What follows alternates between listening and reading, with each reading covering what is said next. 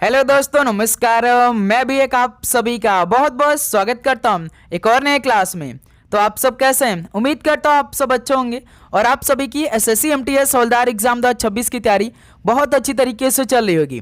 तो साथियों, जैसा कि एमटीएस हवलदार का एग्जाम 4 फरवरी से शुरू हो रहे हैं, समय बहुत कम है क्योंकि आज 20 जनवरी हो चुका है, यानी 13 से 14 दिनों का समय बाकी है एमटीएस हवलदार एग्जाम के लिए। तो साथियों, आज के इस सेशन में हम पूरे 100 सवालों को देखेंगे जो कि एमटीएस हवलदार की शिफ्टों के लिए मोस्ट इंपॉर्टेंट बनेंगे। जितने भी बेसिक से बेसिक क्वेश्चन है वो सवाल देखेंगे, प्लस बेसिक से लेकर एडवांस क्वेश्चन इस क्लास में डिस्कस करेंगे। तो साथियों, यदि हमें एमटीएस हवलदार के एग्जाम में अच्छा स्कोर करना है तो सबसे पहले हमें तो एसएससी के जितना भी प्रीवियस ईयर में पेपर हुआ है उनके सारे सवालों को अच्छी तरीके से तैयार करना है। तो हमारा टारगेट एक ही है, जो हम शाम को 7 बजे क्लास लेकर आ रहे हैं, इसमें जितना भी एक्सपेक्टेड क्वेश्चन बन रहा है वो सवाल को हम लोग डिस्कस करें, प्लस एसएससी की जो आपका प्रीवियस ईयर का पेपर कंप्लीट हुआ है उनके सारे सवालों को देख रहे हैं, क्योंकि कम समय में हम इन्हीं सवालों से अपना अच्छा स्कोर बना सकते हैं अपने शिफ्ट में। तो इसलिए जो डेली क्लास शाम को आ रही उसको आपको कंप्लीट देखना है, प्रॉपर वे में देखना है, सारे क्वेश्चन को तैयार करना है। डेली लगभग 100 सवाल हम आपके लिए ला रहे हैं। मान के चलिए कि 15 दिन से हम क्लास लेकर आ रहे हैं, यानी पूरे 15 क्वेश्चन हमने तैयार करा दिया है बहुत अच्छी तरीके से। यदि आपने ये पूरा 1500 क्वेश्चन तैयार कर लिया और डेली का टेस्ट लगा लिया तो समझिए आपका अच्छा स्कोर बनेगा। तो यहाँ से ठीक 14 दिन बाद आपका पेपर शुरू हो जाएगा। तो इन्हीं 14 दिनों में हमें जीके, इंग्लिश, मैथ, रीजनिंग के सवालों को तैयार करना है। तो इसमें क्या करना होगा कि हमें प्रीवियस ईयर के तो पहले पूरा पेपर कंप्लीट करना अच्छी तरीके से, एक नज़र में देखना ही देखना है अच्छी तरीके से। तो साथियों, इस क्लास में भी हम लोग पूरे 100 सवालों को देखेंगे, बेसिक से लेकर एडवांस क्वेश्चन को डिस्कस करेंगे। ठीक है, तो चलिए क्लास को शुरू करते हैं। आप 1 से लेकर पूरे 100 सवालों तक जाइएगा, इससे आपके अंदर एक आदत बनी रहेगी कि आपका एक भी क्वेश्चन छोड़ने का मन नहीं करेगा जब आप कंप्यूटर के सामने अपना पेपर देने बैठेंगे तो। ठीक है, तो चलिए क्लास को शुरू करते हैं। एमटीएस हवलदार के लिए एक क्लास सुबह 8 बजे हो रही है और एक शाम 7 बजे हो रही है। ठीक है, लास्ट में आप लोग अपना स्कोर करिएगा कि आप सभी का कितना स्कोर रहा। तो देखिए, आज का पहला प्रश्न आपकी स्क्रीन पर ये रहा, वांगला उत्सव किस राज्य में मनाया जाता है? बताइए, वांगला उत्सव किस राज्य में मनाया जाता है? तो ये मेघालय राज्य में मनाया जाता है। पहले का बी ऑप्शन बिल्कुल राइट आंसर है। अगला सवाल कॉल करिएगा, क्वेश्चन नंबर 2 को, किस नृत्य को गोटीपुआ नृत्य के रूप में भी जाना जाता है? किस नृत्य को गोटीपुआ नृत्य के रूप में भी जाना जाता है? तो बंध नृत्य को गोटीपुआ नृत्य के रूप में भी जाना जाता है। ऑप्शन ए राइट आंसर है। अगला सवाल कॉल करिएगा, क्वेश्चन नंबर 3 को, प्रसिद्ध संगीतकार टी.आर. महालिंगम किस वाद्य यंत्र से संबंधित है? बताइए, प्रसिद्ध संगीतकार टी.आर. महालिंगम किस वाद्य यंत्र से संबंधित है? तो ये बांसुरी वाद्य यंत्र से संबंधित है TR. Mahalingam. D option right answer है। अगला सवाल कॉल करिएगा, क्वेश्चन नंबर 4 का राइट आंसर क्या बनेगा? दांडेली वन्यजीव अभ्यारण्य किस राज्य में स्थित है? दांडेली वन्यजीव अभ्यारण्य किस राज्य में स्थित है? तो ये कर्नाटक राज्य में स्थित है दांडेली वन्यजीव अभ्यारण्य। सी ऑप्शन राइट आंसर है। अगला सवाल कॉल करिए, क्वेश्चन नंबर 5 को, 17वां इंडियन प्रीमियर लीग आईपीएल 2024 में ऑरेंज कैप का खिताब किसने जीता था? ऑरेंज कैप का मतलब जो सबसे अधिक रन बनाता है, पर्पल कैप का मतलब जो सबसे अधिक विकेट लेता है। तो बताइए, 2024 के जो सीजन हुआ था 17वां आईपीएल का, तो उसमें सबसे अधिक रन कौन बनाया था? तो विराट कोहली ने सबसे अधिक रन बनाया था। यदि आप सभी से 2025 का पूछेगा तो साई सुदर्शन ने सबसे अधिक रन बनाया था, ध्यान रखिएगा आप लोग। ठीक है, और सबसे अधिक विकेट कौन लिया था? प्रसिद्ध कृष्णा ने लिया था 2024 में, जो 18वां संस्करण खेला गया था। ठीक है, अच्छी तरीके से याद रखिएगा। तो इस सवाल का सी ऑप्शन राइट आंसर है। नेक्स्ट अगला सवाल कॉल करिएगा, क्वेश्चन नंबर 6 को, अष्टमुडी अर्धभूमि झील किस राज्य में स्थित है? अष्टमुडी अर्धभूमि झील ये किस राज्य में स्थित है? तो ये केरल राज्य में स्थित है। ऑप्शन ए राइट आंसर है। अगला सवाल कॉल करिएगा, क्वेश्चन नंबर 7 को, 42वें संविधान संशोधन अधिनियम 1976 द्वारा प्रस्तावना में किस शब्द को नहीं जोड़ा गया था? 42वें संविधान संशोधन अधिनियम 1976 द्वारा प्रस्तावना में किस शब्द को नहीं जोड़ा गया था? जैसे धर्मनिरपेक्ष को जोड़ा गया था, समाजवादी को जोड़ा गया था, एकता और अखंडता को जोड़ा गया था, लेकिन गुट निरपेक्ष को नहीं जोड़ा गया था। तो इस सवाल का बी ऑप्शन राइट आंसर हो जाएंगे। अगला सवाल कॉल करिएगा, क्वेश्चन नंबर 8 को, भारतीय संविधान की उद्देशिका में परिवर्तन किस संशोधन अधिनियम में किए गए थे? बताइए, भारतीय संविधान की उद्देशिका में परिवर्तन किस संशोधन अधिनियम में किए गए थे? तो 42वें संशोधन अधिनियम 1976 में किया गया था। सी ऑप्शन बिल्कुल राइट आंसर है। अगला सवाल कॉल करिएगा। तो साथियों आगे बढ़ने से पहले एसएससी एमटीएस एग्जाम 2026 के लिए जो आपका मेन सब्जेक्ट है, जिससे आपका रिजल्ट बनेगा, जिससे आपका फाइनल मेरिट लिस्ट में नाम आएगा, तो पेपर में छपने वाला प्रश्न आ चुका है। जीके जीएस करंट अफेयर के पूरे 500 क्वेश्चन आ चुके हैं और इंग्लिश के पूरे 500 क्वेश्चन आ चुके हैं।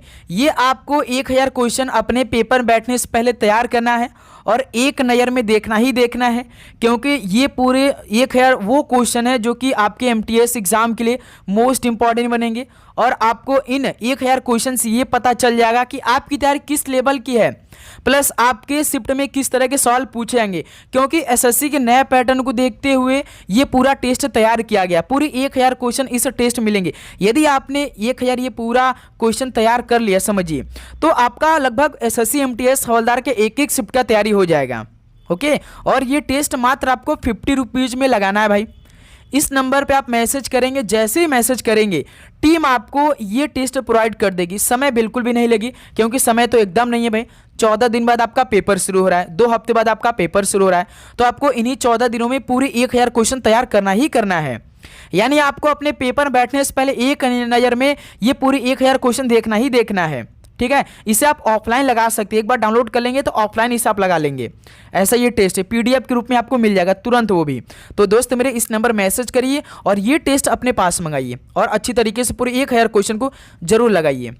देखिए क्वेश्चन नंबर 9, मुखौटा नृत्य का संबंध किस नृत्य शैली से है? मुखौटा नृत्य का संबंध किस नृत्य शैली से है?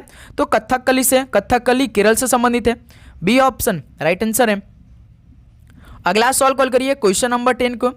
दादा Saheb Phalke lifetime achievement award क्षेत्र फिल्म किसे प्रदान किया गया था?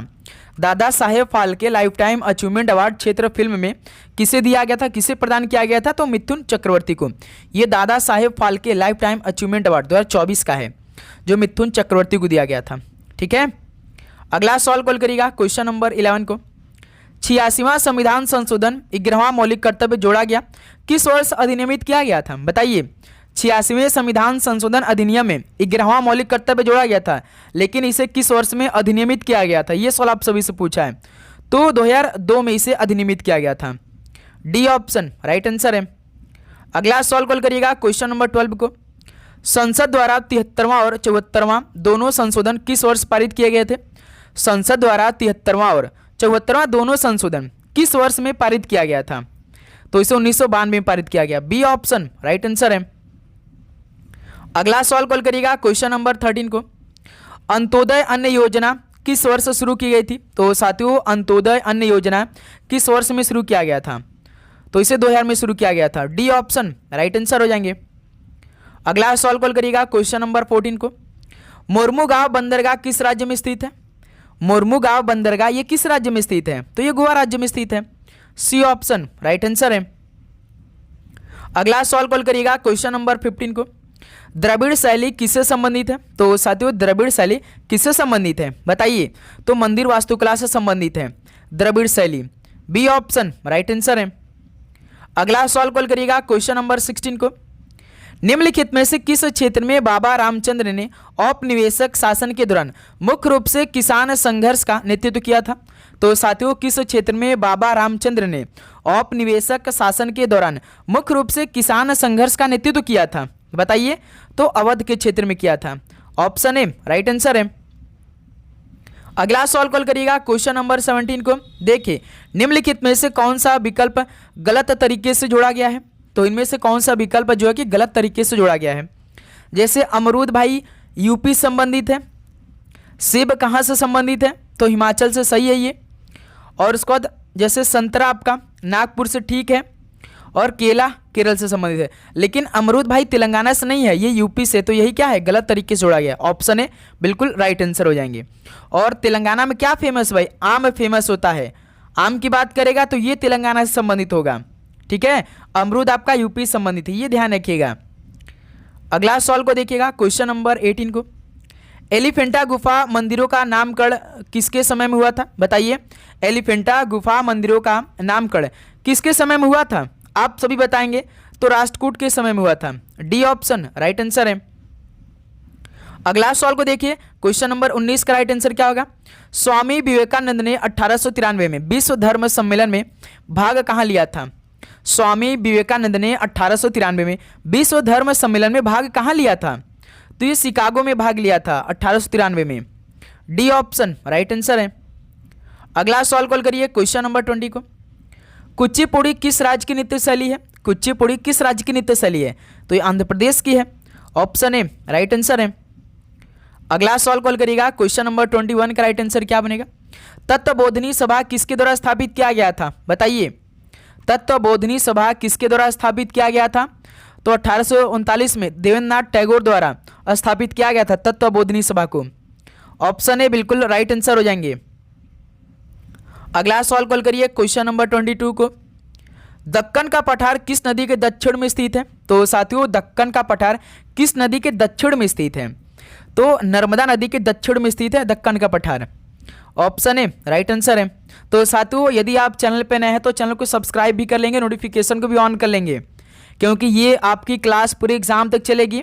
अपनी तैयारी हम लोग बहुत ही शानदार तरीके से कर रहे हैं। डेली 100 सवालों को देख रहे हैं। अभी भी हमें पूरे 1500 क्वेश्चन को तैयार करना है भाई। टारगेट हमारा पूरे जीके में 75 के 75 होना चाहिए। बस आपका साथ चाहिए। डेली आपको क्लास करनी है शाम को 7 बजे। ओके, देखिए, निम्नलिखित में से कौन सी झील भारत के पश्चिमी तट पर स्थित है? तो साथियों, कौन सी झील भारत के पश्चिमी तट पर स्थित है? तो अष्टमुदी झील, जो कि ये भारत के पश्चिमी तट पर स्थित है। बी ऑप्शन राइट आंसर है। अगला सवाल कॉल करिए, क्वेश्चन नंबर 24 को। उत्तर प्रदेश किस देश के साथ अपनी अंतर्राष्ट्रीय सीमा साझा करता है? बताइए, उत्तर प्रदेश किस देश के साथ अपनी अंतर्राष्ट्रीय सीमा को साझा करता है? तो नेपाल देश के साथ करता है, UP. B option right answer है। अगला सवाल कॉल करिएगा, क्वेश्चन नंबर 25 को। कैंपेगौड़ा हवाई अड्डा किस राज्य में स्थित है? कैंपेगौड़ा हवाई अड्डा किस राज्य में स्थित है? बताएंगे आप लोग। तो ये कर्नाटक राज्य में स्थित है। सी ऑप्शन राइट आंसर है। अगला सवाल कॉल करिए, क्वेश्चन नंबर 26 को। कुनबी नृत्य किस राज्य के जनजाति द्वारा किया जाता है? तो साथियों, कुनबी नृत्य किस राज्य के जनजाति द्वारा किया जाता है? बताइए। तो ये गोवा के जनजातियों द्वारा किया जाता है। डी ऑप्शन बिल्कुल राइट आंसर हो जाएंगे। अगला सवाल कॉल करिएगा, क्वेश्चन नंबर 27 को। भारत में सर्वाधिक समृद्ध मोनोसाइट भंडार कहाँ स्थित है? भारत में सर्वाधिक समृद्ध मोनोसाइट भंडार ये कहाँ पर स्थित है? तो ये केरल राज्य में स्थित है। ऑप्शन ए राइट आंसर है। अगला सवाल कॉल करिएगा, question number 28। Half man cup किस खेल से संबंधित है? बताइए, हाफ मैन कप ये किस खेल से संबंधित है? तो ये लॉन टेनिस से संबंधित है और ये टेनिस, दोनों संबंधित है। यानी इस सवाल का ए और बी दोनों आपका राइट आंसर हो जाएंगे। D option. ओके, अगला सवाल कॉल करिएगा, क्वेश्चन नंबर 29 का राइट आंसर क्या बनेगा? बैडमिंटन में प्रत्येक खेल में कितने अंक होते हैं? बताइए, बैडमिंटन में प्रत्येक खेल में टोटल कितने अंक होते हैं? टोटल 21 अंक होते हैं। ध्यान रखिएगा, डी ऑप्शन राइट आंसर है। अगला सवाल कॉल करिए, क्वेश्चन नंबर 30 को। खादी और ग्रामोद्योग आयोग अधिनियम किस वर्ष पारित हुआ था? बताइए, खादी और ग्रामोद्योग आयोग अधिनियम किस वर्ष में पारित किया गया था? तो इसे 1956 में पारित किया गया। बी ऑप्शन राइट आंसर हो जाएंगे। अगला सवाल कॉल करिएगा, क्वेश्चन नंबर 31 का राइट आंसर क्या बनेगा? देखिए, 2011 की जनगणना के अनुसार भारत में पुरुष और महिला साक्षरता दर का अंतर कितना है? बताइए, 2011 की जनगणना के अनुसार भारत में पुरुष और महिला साक्षरता दर का अंतर कितना है? याद रखिएगा, 16.68% का अंतर है। तो इस तरह से बी ऑप्शन इस सवाल का राइट आंसर है। अगला सवाल कॉल करिए, क्वेश्चन नंबर 32 को।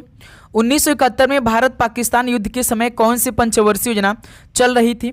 तो साथियों, 1971 में जब भारत पाकिस्तान की युद्ध हुआ था तो उस टाइम पंचवर्षीय योजना चल रही थी, जो कि चौथी पंचवर्षीय योजना चल रही थी। ठीक है, बी ऑप्शन बिल्कुल राइट आंसर हो जाएंगे। अगला सवाल कॉल करिएगा, क्वेश्चन नंबर 33 का राइट आंसर क्या होगा? निम्न में से कौन सी विधि राष्ट्रीय आय आकलन की विधियों में एक नहीं है? बताइए, कौन सी विधि राष्ट्रीय आय आकलन की विधियों में से एक नहीं है? जैसे उत्पाद विधि है, आय विधि है, व्यय विधि, लेकिन बैंकिंग विधि नहीं है। तो इस तरह से सी ऑप्शन इस सवाल का राइट आंसर है। अगला सवाल कॉल करिए, क्वेश्चन नंबर 34 को। मानव विकास सूचकांक HDI किसने बनाया था? बताइए दोस्त, मानव विकास सूचकांक यानी ह्यूमन डेवलपमेंट इंडेक्स किसने बनाया था?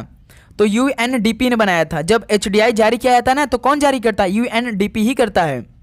ऑप्शन ए राइट आंसर है। अगला सवाल कॉल करिएगा क्वेश्चन नंबर 35 को। विजया बैंक का मुख्यालय कहाँ स्थित है? तो साथियों विजया बैंक का मुख्यालय कहाँ पर स्थित है? तो ये बेंगलुरु में स्थित है विजया बैंक का मुख्यालय। डी ऑप्शन राइट आंसर है। अगला सवाल कॉल करिए क्वेश्चन नंबर 36 को। शहनाई एक सरकंडा वाद्य यंत्र है जिसमें एक नली में कितने छेद होते हैं? तो साथियों शहनाई जो है ना एक सरकंडा वाद्य यंत्र है, तो इसमें एक नली में कितने छेद होते हैं? तो पूरे 7 छेद होते हैं, ध्यान रखिएगा। डी ऑप्शन बिल्कुल राइट आंसर है। अगला सवाल कॉल करिएगा क्वेश्चन नंबर 37 का राइट आंसर क्या बनेगा? भारत में नीली क्रांति के जनक रूप में किससे जाना जाता है? बताइए, भारत में नीली क्रांति के जनक रूप में किससे जाना जाता है? तो हीरालाल चौधरी को जाना जाता है भारत में नीली क्रांति के जनक रूप में।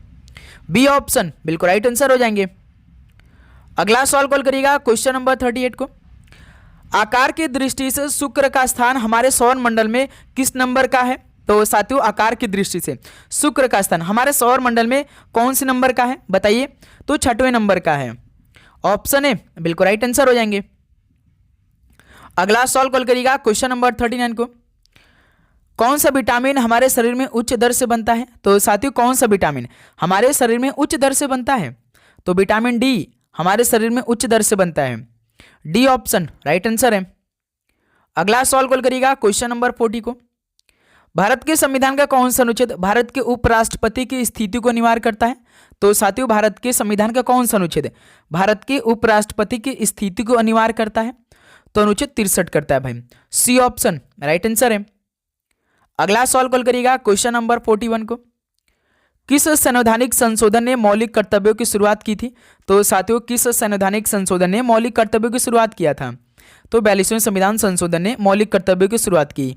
बी ऑप्शन बिल्कुल राइट आंसर है। अगला सवाल कॉल करिए क्वेश्चन नंबर 42 को। भारत के सबसे दक्षिणी सिरे का नाम क्या है? बताइए, भारत के सबसे दक्षिणी सिरे का नाम क्या है? ये सवाल आप सभी से पूछा है, तो इंदिरा पॉइंट है भाई भारत के सबसे दक्षिणी सिरे का नाम, जो कि ऑप्शन है बिल्कुल राइट आंसर है। अगला सवाल कॉल करिएगा क्वेश्चन नंबर 43 का राइट आंसर क्या होगा? जैन धर्म का दिलवाड़ा मंदिर किस स्थान पर स्थित है? जैन धर्म का दिलवाड़ा मंदिर किस स्थान पर स्थित है? तो ये माउंट आबू में स्थित है जैन धर्म का दिलवाड़ा मंदिर। बी ऑप्शन राइट आंसर है। अगला सवाल कॉल करिए क्वेश्चन नंबर 44 को। द इनहेरिटेंस ऑफ लॉस के लेखक कौन है? बताइए, द इनहेरिटेंस ऑफ लॉस के लेखक कौन है भाई? बताएंगे आप लोग? तो चेतन भगत है, ठीक है। डी ऑप्शन राइट आंसर है। नेक्स्ट अगला सवाल कॉल करिएगा क्वेश्चन नंबर 45 को। जनहित याचिका की अवधारणा किस देश में उत्पन्न हुई है? जनहित याचिका की अवधारणा किस देश में उत्पन्न हुई है? तो ये यूएसए देश में उत्पन्न हुई थी। सी ऑप्शन राइट आंसर है। अगला सवाल कॉल करिए क्वेश्चन नंबर 46। वर्तमान में महालेखा महानियंत्रक कौन है? बताइए, वर्तमान में जो महालेखा महानियंत्रक वो कौन है? सभी बताएंगे। तो ये संजय मूर्ति है भाई। सी ऑप्शन बिल्कुल राइट आंसर हो जाएंगे। संजय मूर्ति 2 बार दिया, देखिए पहला भी दिया आपका, सी भी दिया है। ओके, नेक्स्ट अगला सवाल कॉल करिएगा क्वेश्चन नंबर 47 को। देखिए, ईरानी कप 2024 का विजेता टीम कौन सा रहा था? तो साथियों ईरानी कप जो 2024 में हुआ था, तो विजेता टीम कौन सा था? बताएंगे आप लोग। तो मुंबई था भाई ईरानी कप 2024 का विजेता। बी ऑप्शन बिल्कुल राइट आंसर हो जाएंगे। ईरानी कप क्रिकेट खेल से संबंधित होता है, ठीक है। नेक्स्ट अगला सवाल कॉल करिएगा क्वेश्चन नंबर 48 को। Dada Saheb Phalke lifetime achievement award 2024 किससे मिला था? ये सवाल तो हमने कराया, अभी कराया है। मिथुन चक्रवर्ती को मिला था भाई Dada Saheb Phalke lifetime achievement award 2024 में। सी ऑप्शन बिल्कुल राइट आंसर है। अगला सवाल कॉल करिएगा क्वेश्चन नंबर 49 को। 82वां गोल्डन ग्लोब अवार्ड 2025 सर्वश्रेष्ठ फिल्म किसे मिला है? 82वां जो गोल्डन ग्लोब अवार्ड 2025 हुआ था, इसमें सर्वश्रेष्ठ फिल्म किसे मिला था? तो समिलिया पैरोज को दिया गया था। ऑप्शन है बिल्कुल राइट आंसर है। नेक्स्ट अगला सवाल कॉल करिए क्वेश्चन नंबर 50। बुकर अंतर्राष्ट्रीय अवार्ड साहित्य किसे मिला था? बुकर अंतर्राष्ट्रीय अवार्ड साहित्य किसे दिया गया था? तो याद रखिए बानू मुश्ताक को दिया गया था। किसके लिए दिया गया था भाई? हार्ट लैम्प के लिए दिया गया था, इसको ध्यान रखिएगा आप लोग। तो इस सवाल का सी ऑप्शन राइट आंसर 2025 में ये अवार्ड दिया गया था, ठीक है। अगला सवाल कॉल करिएगा क्वेश्चन नंबर 51। देखिए, 6वां खाद्य सुरक्षा सूचकांक 2024 जारी करता कौन थे? यानी कौन सा संगठन था भाई जो 6वां खाद्य सुरक्षा सूचकांक 2024 जारी किया था? बताएंगे आप लोग। तो FSSAI ने जारी किया था। छठवां खाद्य सुरक्षा सूचकांक 2024 को। बी ऑप्शन राइट आंसर है। अगला सवाल कॉल करिएगा क्वेश्चन नंबर 52 को। किसको केरल के नए साल के रूप में मनाया जाता है? बताइए, किसको केरल के नए साल के रूप में मनाया जाता है? तो याद रखिएगा, बीसू को केरल के नए साल के रूप में मनाया जाता है। सी ऑप्शन राइट आंसर है। अगला सवाल कॉल करिएगा क्वेश्चन नंबर 53। लोहित किसकी सहायक नदी है? तो साथियों, लोहित किसकी सहायक नदी है? तो ये ब्रह्मपुत्र नदी की सहायक नदी है लोहित, जो कि बी ऑप्शन बिल्कुल राइट आंसर है। तो साथियों, आपको पूरे 100 सवाल देखना है और सभी क्वेश्चन को तैयार करना है। यदि आपने भाई 75 प्लस टारगेट इस क्लास से पूरा किया ना, तो समझिए आपकी जीके जीएस करंट अफेयर में लगभग पूरी अच्छी तरीके से तैयारी है। और ये लास्ट के 15 दिनों में जो हम 1500 और क्वेश्चन करें उसको तैयार कर लिया ना, तो आप बिल्कुल भाई 25 के 25 क्वेश्चन सही कर सकते हैं। क्योंकि एमटीएस हवलदार के पेपर में केवल 25 ही क्वेश्चन जीके का है, लेकिन उन 25 क्वेश्चन को सही करने के लिए आपको लगभग 4 से 5000 क्वेश्चन को तैयार करनी पड़ेगी। लगातार शाम को 7 बजे क्लास आ रही बहुत अच्छी तरीके से, तो आपको सभी क्वेश्चन को तैयार करना है। मोक्ष भारत के किस शास्त्रीय नृत्य रूप का एक आइटम है?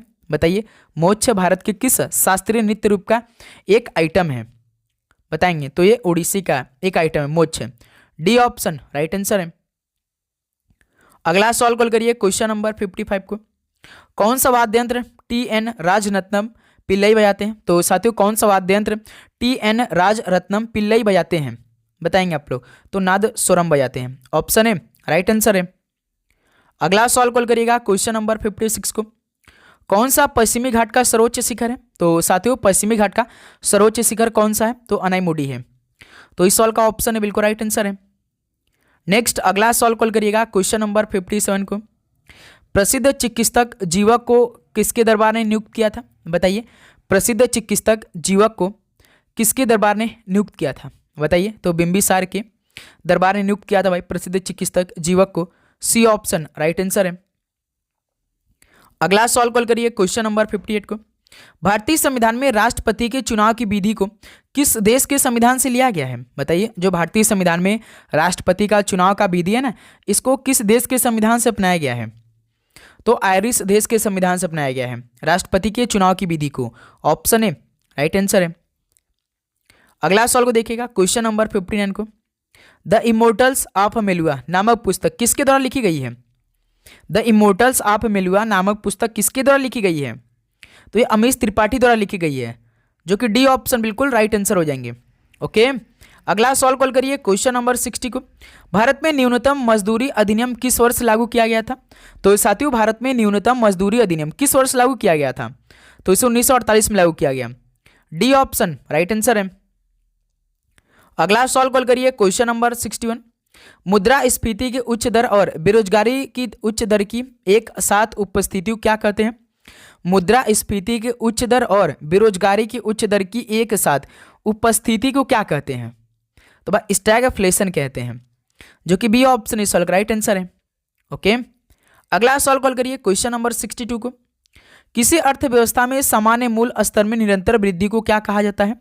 किसी अर्थव्यवस्था में सामान्य मूल स्तर में निरंतर वृद्धि को क्या कहा जाता है?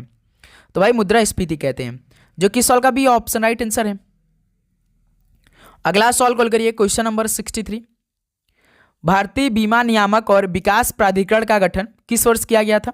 तो साथियों, भारतीय बीमा नियामक और विकास प्राधिकरण का गठन किस वर्ष किया गया था? तो 1999 में किया गया था। बी ऑप्शन बिल्कुल राइट आंसर है। अगला सवाल कॉल करिए क्वेश्चन नंबर 64। भारत में शेयर बाजार की कार्यप्रणाली का विनियमन निम्नलिखित में से कौन करता है? तो साथियों, भारत में शेयर बाजार की जो कार्यप्रणाली का विनियमन होता है वो किसके द्वारा होता है, कौन करता है? तो सेबी करता है भाई, इसका मुख्यालय मुंबई में है। सी ऑप्शन बिल्कुल राइट आंसर है। अगला सवाल कॉल करिए क्वेश्चन नंबर 65। जब 1991 की औद्योगिक नीति का शुभारंभ हुआ तो उस समय भारत के प्रधानमंत्री कौन थे? तो साथियों, जब 1991 की औद्योगिक नीति का शुभारंभ हुआ तो उस समय भारत के प्रधानमंत्री कौन थे? तो इस टाइम PV नरसिम्हा राव जी थे, जो कि सवाल का बी ऑप्शन राइट आंसर है। अगला सवाल कॉल करिए क्वेश्चन नंबर 66। द्वितीय पंचवर्षीय योजना में किस क्षेत्र पर विशेष बल दिया गया? द्वितीय पंचवर्षीय योजना में किस क्षेत्र पर विशेष बल दिया गया था? तो भाई उद्योग पर विशेष बल दिया गया था, जो कि दूसरी पंचवर्षीय योजना 1956 में स्टार्ट हुआ था, 61 में समाप्त हुआ था। डी ऑप्शन राइट आंसर है। अगला सवाल कॉल करिए क्वेश्चन नंबर 67 को। खादी एवं ग्रामीण उद्योग की स्थापना किस पंचवर्षीय योजना के अंतर्गत की गई थी? तो साथियों, खादी एवं ग्रामीण उद्योग की स्थापना किस पंचवर्षीय योजना के अंतर्गत किया गया था? तो इसे दूसरी पंचवर्षीय योजना के अंतर्गत किया गया था। बी ऑप्शन राइट आंसर है। अगला सवाल कॉल करिए, क्वेश्चन नंबर 68। आत्मनिर्भरता को प्राप्त करना तथा गरीबी उन्मूलन किस पंचवर्षीय योजना के दोहरे उद्देश्य थे? तो साथियों, आत्मनिर्भरता को प्राप्त करना तथा गरीबी उन्मूलन किस पंचवर्षीय योजना के दोहरे उद्देश्य थे? तो ये पांचवी पंचवर्षीय योजना के दोहरे उद्देश्य थे। ऑप्शन ए राइट आंसर है। अगला सवाल कॉल करिए, क्वेश्चन नंबर 69 को। विश्व एथलेटिक्स चैंपियनशिप 2024 का आयोजन कहाँ किया गया था? विश्व एथलेटिक्स चैंपियनशिप 2024 का आयोजन कहाँ पर किया गया था? तो इसका आयोजन भाई ग्लासगो स्कॉटलैंड में किया गया था। सी ऑप्शन राइट आंसर हो जाएंगे। तो साथियों, आपके पूरे 100 के 100 सवाल देखना है, एक भी क्वेश्चन आपको स्किप नहीं करना है भाई। ध्यान रखिएगा, जो क्वेश्चन आप छोड़ते हैं आपके पेपर में वही सीधे आते हैं भाई। मेहनत बहुत हो रही, बस आपको मेहनत करनी है। भारतीय संविधान का निम्नलिखित में से कौन सा अनुच्छेद है प्रधानमंत्री और राष्ट्रपति के बीच के संबंधों संबंधित है? तो साथियों, भारतीय संविधान का कौन सा अनुच्छेद प्रधानमंत्री और राष्ट्रपति के बीच के संबंधों से संबंधित है? तो अनुच्छेद 75 है। सी ऑप्शन राइट आंसर है। अगला सवाल कॉल करिए, क्वेश्चन नंबर 71। निम्नलिखित में से कौन सी नदी भ्रंश घाटी से होकर बहती है? तो इनमें से कौन सी नदी भ्रंश घाटी से होकर बहती है? तो तापी नदी है। ऑप्शन ए बिल्कुल राइट आंसर है। अगला सवाल कॉल करिए, क्वेश्चन नंबर 72। व्यास सम्मान 2024 क्षेत्र साहित्य में किसे प्रदान किया गया था? तो साथियों, व्यास सम्मान 2024 क्षेत्र साहित्य में किसे प्रदान किया गया था, किसे दिया गया था? सूर्यबाला, जो कि कौन सा देशवासी रेणु की डायरी के लिए दिया गया था? ठीक है, सूर्यबाला, जो कि ऑप्शन है बिल्कुल राइट आंसर है। अगला सवाल को देखिएगा, क्वेश्चन नंबर 73 का राइट आंसर क्या होगा? भारतीय संविधान के 89वें संशोधन अधिनियम 2003 ने निम्नलिखित में से किस आयोग की स्थापना की थी? तो साथियों, भारतीय संविधान के 89वें संशोधन अधिनियम 2003 ने किस आयोग की स्थापना किया था? तो राष्ट्रीय अनुसूचित जनजाति आयोग की स्थापना किया था। डी ऑप्शन बिल्कुल राइट आंसर हो जाएंगे। अगला सवाल कॉल करिए, क्वेश्चन नंबर 74 को। 12वां विश्व हिंदी सम्मान 2024 किसे दिया गया था? 12वां विश्व हिंदी सम्मान 2024 किसे दिया गया था? तो डॉक्टर उषा ठाकुर को दिया गया था 12वां विश्व हिंदी सम्मान। बी ऑप्शन बिल्कुल राइट आंसर है। अगला सवाल कॉल करिएगा, क्वेश्चन नंबर 75। देखिए, कौन से पंचवर्षीय योजना केवल 4 वर्ष की थी?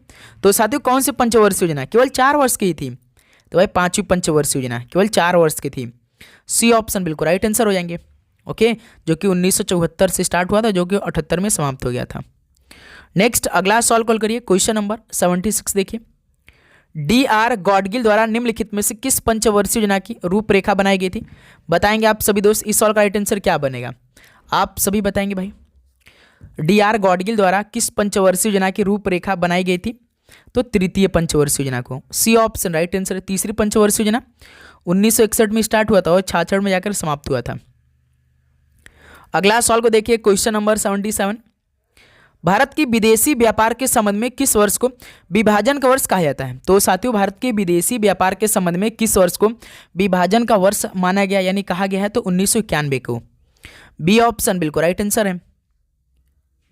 अगला सवाल कॉल करिए, क्वेश्चन नंबर 78 को। निम्नलिखित में से किस राज्य में सबसे पहले अंत्योदय योजना शुरू की गई थी? तो साथियों, किस राज्य में सबसे पहले अंत्योदय योजना शुरू किया गया था? सबसे पहले राजस्थान राज्य में शुरू किया गया था अंत्योदय योजना को। डी ऑप्शन राइट आंसर है। अगला सवाल कॉल करिए, क्वेश्चन नंबर 79 को। हॉकी इंडिया लीग यानी HIL किस वर्ष शुरू हुई थी? हॉकी इंडिया लीग की शुरुआत किस वर्ष से हुई है? 2013 शुरुआत हुई है HIL की। सी ऑप्शन बिल्कुल राइट आंसर है। अगला सवाल को देखिए, क्वेश्चन नंबर 80 को। भारत में पहली फार्मूला 1 रेस किस वर्ष में आयोजित की गई थी? तो साथियों, भारत में पहली फार्मूला 1 रेस किस वर्ष में आयोजित किया गया था? तो इसे 2011 में आयोजित किया गया था। बी ऑप्शन बिल्कुल राइट आंसर है। नेक्स्ट अगला सवाल कॉल करिएगा, क्वेश्चन नंबर 81 को। शब्द हेडर किस खेल से संबंधित है? बताइए। जो शब्द हेडर है ये किस खेल से संबंधित होता है? तो ये फुटबॉल खेल से संबंधित है शब्द हेडर, जो कि बी ऑप्शन राइट आंसर है। अगला सवाल कॉल करिए, क्वेश्चन नंबर 82। ड्रिबल शब्द आमतौर पर किस खेल से जुड़ा है? तो साथियों, ड्रिबल शब्द आमतौर पर किस खेल से जुड़ा है? तो ये बास्केटबॉल खेल से जुड़ा है। ऑप्शन ए राइट आंसर है। अगला सवाल कॉल करिए, क्वेश्चन नंबर 83 का राइट आंसर क्या होगा? ग्राम न्यायालय अधिनियम किस वर्ष पारित हुआ था? तो साथियों ग्राम न्यायालय अधिनियम किस वर्ष पारित हुआ? तो ये 2008 में पारित हुआ था, जो कि बी ऑप्शन बिल्कुल राइट आंसर है। अगला सवाल को देखिए, क्वेश्चन नंबर 84 को, भारत में विशेष विवाह अधिनियम किस वर्ष पारित किया गया था? तो साथियों भारत में विशेष विवाह अधिनियम किस वर्ष पारित किया गया था? तो ये 1954 में पारित किया गया, बी ऑप्शन बिल्कुल राइट आंसर है। नेक्स्ट अगला सवाल कॉल करिए, क्वेश्चन नंबर 85 का राइट आंसर क्या बनेगा? राजनीति के निर्देशक सिद्धांत किस देश के संविधान से लिए गए हैं? आर्टिकल 36 से 51 के बीच में है, डीपीएसपी के नाम से आप जानते हैं, पार्ट चौथे में शामिल है, जो किसे आयरलैंड देश के संविधान से अपनाया गया, सी ऑप्शन बिल्कुल राइट आंसर है। अगला सवाल कॉल करिए, क्वेश्चन नंबर 86, वह भारतीय जिसने वर्ष 2014 में नोबेल शांति पुरस्कार जीता था, वह भारतीय जिसने वर्ष 2014 में नोबेल शांति पुरस्कार जीता था, वह कौन था भाई? आप सभी बताएंगे तो वह कैलाश सत्यार्थी जी थे, जो कि बी ऑप्शन बिल्कुल राइट आंसर है। अगला सवाल कॉल करिए, क्वेश्चन नंबर 87 को, भारतीय संविधान ने पंचवर्षीय योजना का प्रावधान किस देश से लिया है? तो साथियों भारतीय संविधान ने पंचवर्षीय योजना का प्रावधान किस देश के संविधान से अपनाया है? तो यूएसएसआर संविधान से अपनाया है पंचवर्षीय योजना को, ऑप्शन ए राइट आंसर है। ओके, अगला सवाल कॉल करिए, क्वेश्चन नंबर 88, नाटी निम्नलिखित में से किस राज्य का एक लोक नृत्य है? तो साथियों नाटी किस राज्य का एक लोक नृत्य है? तो ये हिमाचल प्रदेश का नाटी है, ऑप्शन है बिल्कुल राइट आंसर है। अगला सवाल का राइट आंसर दीजिए, क्वेश्चन नंबर 89 का क्या बनेगा? कुचिपुड़ी नृत्य किस प्रकार के संगीत के साथ किया जाता है? कुचिपुड़ी नृत्य किस प्रकार के संगीत के साथ किया जाता है? तो ये कर्नाटिक संगीत के साथ किया जाता है कुचिपुड़ी नृत्य, बी ऑप्शन बिल्कुल राइट आंसर है। कुचिपुड़ी नृत्य आंध्र प्रदेश से संबंधित है। क्वेश्चन नंबर 90 देखिए, सुबह मुदगल निम्नलिखित में से किस संगीत विद्या के लिए प्रसिद्ध है? सुबह मुदगल किस संगीत विद्या के लिए प्रसिद्ध है? तो ये हिंदुस्तानी संगीत विद्या के लिए प्रसिद्ध है सुबह मुदगल, डी ऑप्शन बिल्कुल राइट आंसर है। अगला सवाल कॉल करिए, क्वेश्चन नंबर 91 का राइट आंसर क्या बनेगा? देखिए निम्नलिखित में से कौन सा गोवा का मानसून कीचड़ उत्सव है? तो साथियों गोवा का मानसून कीचड़ उत्सव इनमें से कौन सा है? बताएंगे आप सभी, मोस्ट इंपॉर्टेंट सवाल है ये। तो चिकल कालो है, जो कि गोवा के मानसून कीचड़ उत्सव से संबंधित है, सी ऑप्शन राइट आंसर है।